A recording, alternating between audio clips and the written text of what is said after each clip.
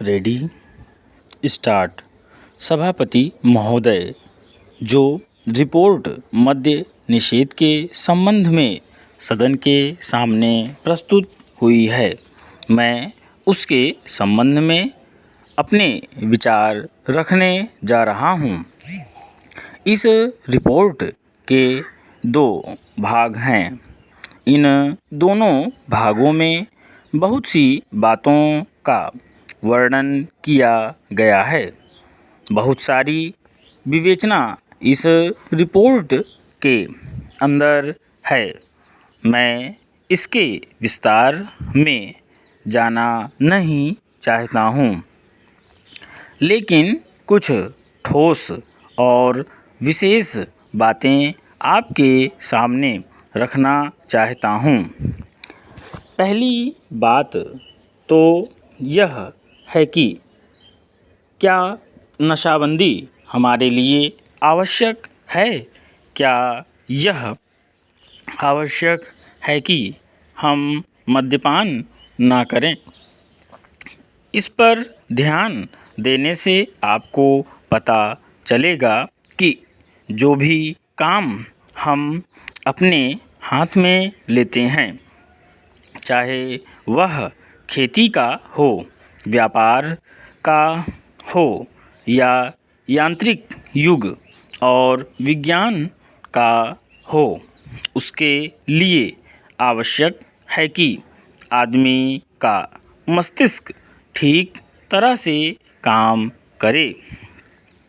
अगर मस्तिष्क का संतुलन बिगड़ जाता है तो वह उसको ठीक तरह से कर नहीं सकता, और यह शराब एक ऐसी चीज़ है जो कि व्यक्ति के मस्तिष्क का संतुलन खो देती है।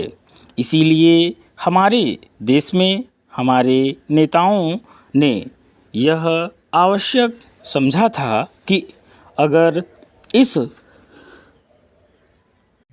देश में सामाजिक और आर्थिक जीवन का संतुलन ठीक रखना है, लोगों को किसी चीज़ का ज्ञान देना है, किसी चीज़ को उन्हें सिखलाना है, तो उसके लिए आवश्यक है कि इंसान का दिमाग ठीक रहे, और इसीलिए नशाबंदी का होना बहुत ही आवश्यक है। इस बात का प्रचार स्वतंत्रता के पहले और बाद में भी किया गया।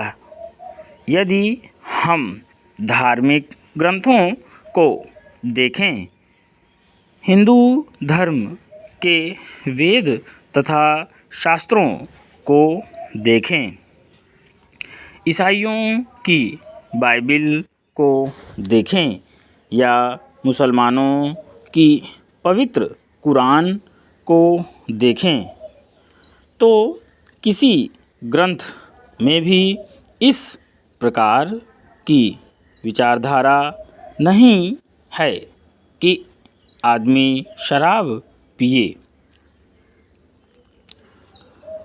हर स्थान पर इसका खंडन किया गया है।